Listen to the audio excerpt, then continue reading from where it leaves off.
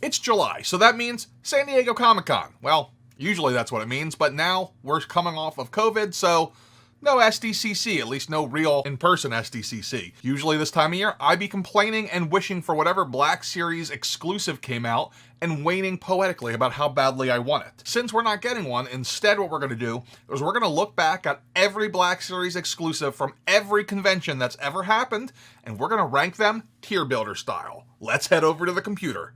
It's time. What's up, everybody? My name is Matt, sometimes called Big Nerdy. You are the NWO of the Nerd World Order, and this is Nerdzoic. If this is our first time meeting, I am a 20-year toy collector, and I recently started my own toy store, so I am literally living the dream and selling the plastic crap. It's a good time. Originally, when I was planning this video, the plan was to just do San Diego Comic-Con exclusives and just rank them, but as I did my research, I realized, wow, there's a lot of shared con exclusives and European cons, and then throw COVID in the mix and you got things that were supposed to be Comic-Con and ended up being Pulse. So we're just going to look at all con exclusives, including cons that didn't happen. So we got about 20 toys to look at. Here are our categories. Awesome. Awesome tier is for the best of the best, no questions asked. Good. These are really good figures. It's just not quite awesome, not quite worth traveling across the country to a convention for. Then we have okay. They're okay. Then we have could be worse. These are ones where you're like, well, I'm here. I might as well buy it because it's a convention exclusive. It's not what I wanted, but it could be worse. Hot garbage is literally hot garbage. That's worse than even regular garbage because it's hot and it smells.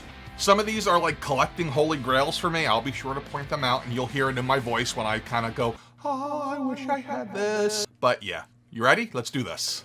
All right, we're going to go right down in order here, folks. So we're starting off with Han and Leia on Hoth, and I'm going to say that this is good. This was a shared exclusive. Originally, it was supposed to be for the 2018 HasCon, but then it showed up in other cons. I think it ended up in SDCC, Target. I think I got it off of Mega Toyopolis. It went everywhere. You can actually pick this 2-pack up for under $40. It originally went for $60. Next up, we have this Rey and Kylo Ren 2-pack here, and I'm going to put that as okay. Initially, I had this as could be worse or hot garbage just because I am prejudiced to all things sequel trilogy. I'm sorry, I can't help myself. But the more I looked into this was the 2018 SDCC exclusive, but it's a pretty cool dial. But listen to this. It includes a water mister, so you can have steam effects. It's pretty cool. Add in the fact that it's got a light up backdrop, and yeah, I had to move it up to okay. Originally, this went for $110. Now it's going for about $160. Kind of want it. But I gotta remember, it's just okay, it's just okay, it's just okay. Next up, we got the Han Mynock Hunt set. And I'm gonna put this under, let's go with okay. I actually really like this set. I got it last year at a convention, and it originally went for $35, and it's going now for $51, but somehow I paid $65 because I was an idiot and was so happy to get out of the house during COVID for a convention. Sith Trooper. Yeah, we're going could be worse. This was the 2019 SDC exclusive, and they tried, but it's got that Rise of Skywalker stench going on. This one went for $32 originally. It's going for $51 now, surprisingly. Next up, we have the Thrawn exclusive. This was from 2017 at SDCC, and it's beautiful. And you know what? It's going to be our first entry into awesome. It's got that beautiful diorama. It's got the Yasamari things. I can never say it, which we haven't gotten up till now. It's coming out with the new Heir to the Empire Luke, though, so we'll get him for the first time outside of this. It's just a beautiful piece. It's an expensive one, too. It went for $50 originally. It's going for over $200 now. Next up, we got a Luke and Landspeeder, and this one I'm going to go with could be worse. I mean, here's the deal. This came out in 2017. It was the exclusive then. It also came out in the main line, and it's just, man, it's not a great diorama. It's missing things I don't know, 3PO, R2, ObiWan, a confused stormtrooper maybe. This one was also kind of expensive as the exclusive at $90. It's going for $94 now. Next up, we have this Rey and Luke Skywalker 2-pack, and we have our first entry into hot garbage. What the hell is this? This is another one from 2017. So 2017, not a good year to go to Comic-Con, apparently. It looks like they taped two mainline figures together at the last minute because they needed an idea. Woo! This went for $50 originally. It's going for $31 now. Next up, we got the Kylo Ren. This was the 2016 European convention exclusive. And this one I didn't really care for, except for the fact that it's got a burned up Vader helmet. So that alone moves it up into being okay. Funny thing, this one originally went for $35. Now you can pick it up for just $20. Hell, I paid $20 just for the little burned up Vader helmet. Jyn Erso. Uh-oh, hot garbage alert, folks. Woo, this one was a peg warmer as a regular figure, and it was probably a giant disappointment to anyone who went to SDCC. This one was a 2016 exclusive. Luckily, it was not the only 2016 exclusive. Originally, it was 25, now it's going for about 40.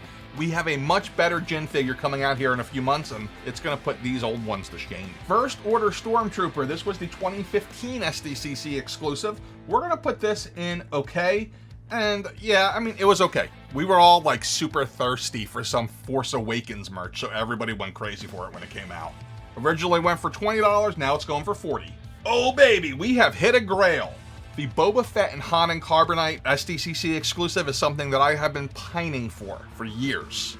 This was the first ever Black Series SDCC exclusive. It came out in 2013, and even though it doesn't have a diorama, it's got Boba Fett. That's enough said, right? This one was originally just $45. Now you're looking like $250 to pick it up. If you haven't guessed it by the tone of my voice, awesome! Now we have Jabba and Silicious Crumb. This one's interesting because it's not one that people talk about all that much, but it's one of my favorite next to that Boba Fett one. It's the other one that I consider to be a major grail. It's the only time we got Silicious Crumb. It's a gorgeous diorama. The box is cool with the way it's cut, so it kind of opens and it looks kind of weird. It originally just went for $65, but now it's over $300. It's the most valuable con exclusive. It's kind of crazy. We got a Jabba that same year in the main line. Even that one was originally $40, now that's going for $80. And if you haven't guessed it by my tone, it's a grail, and it's awesome. Let's move it in. Whew. Awesome. Oh, Captain Rex. Might get some heat on this one. This was the 2017 HasCon exclusive, and to me, he's good, but he's not awesome. I don't know if he's any different than the mainline release, but it's a really cool setup, and it's expensive. We're looking at almost $200 for that puppy. All right, next up we have the Celebration exclusive, Obi-Wan and Darth Maul on Episode 1 retro cards. These were sold individually. They were part of the 2019 Celebration, and these were the first time we ever got 6-inch figures on the Episode 1 card, and at the time, we didn't know if it would ever happen again, so it was a pretty exciting time. I didn't make it to that celebration, cause work. But luckily, somebody else in the PA Star Wars Collectors Club picked them up and didn't want them, and he sold them to me at, I think, cost. So I didn't pay, I think I paid $70 for both of them combined. Nowadays, though, Obi-Wan alone goes for $160, with Maul going for about $105-ish. And that's despite the fact that each has been released previously in other variations. But it doesn't have that cool diorama thing going on, so I can't quite call it awesome. We're gonna call it good. All right, we got a retro Boba Fett next. I'm a sucker for this vintage card. I also love that they used the old school retro Boba Fett colors. I don't know if this was the animated one or if this was like a concept, but it looks cool and old, kind of like me. I'm not cool. Who are we kidding? Originally going for $25, it's now a $200 figure. But again, much like the previous one with Obi-Wan and Maul, it's good, not awesome.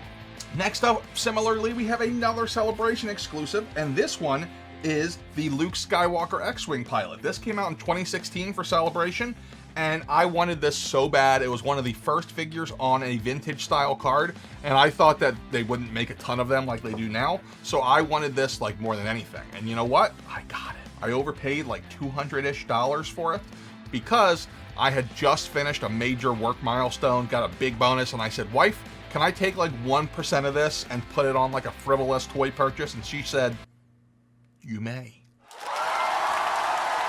Even with the memories, X-Wing Luke is just good.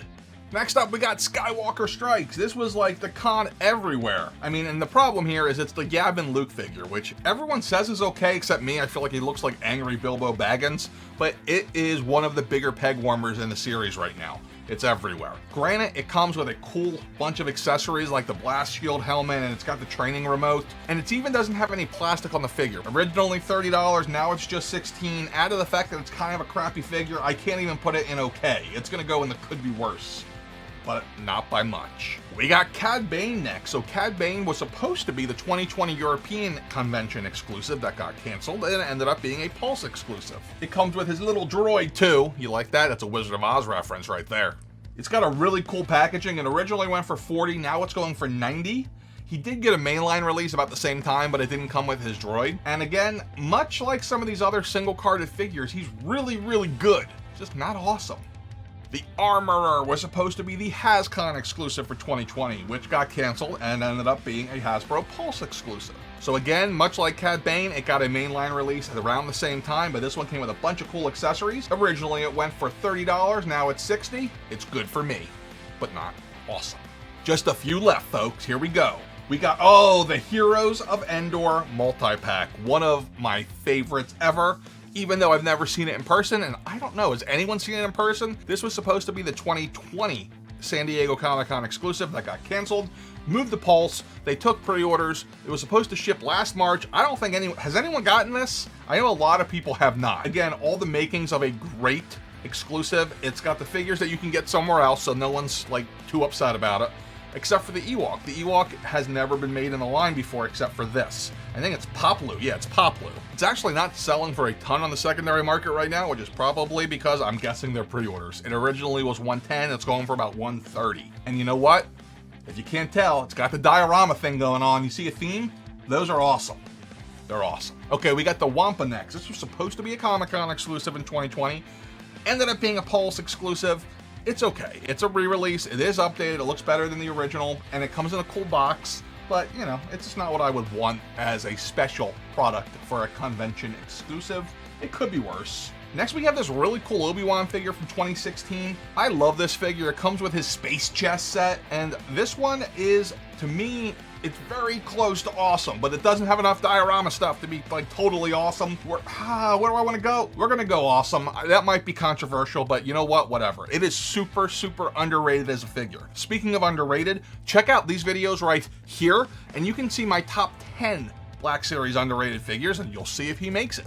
Remember, till next time, you have to get old, but you don't have to grow up. Just be cool and stay nerdy.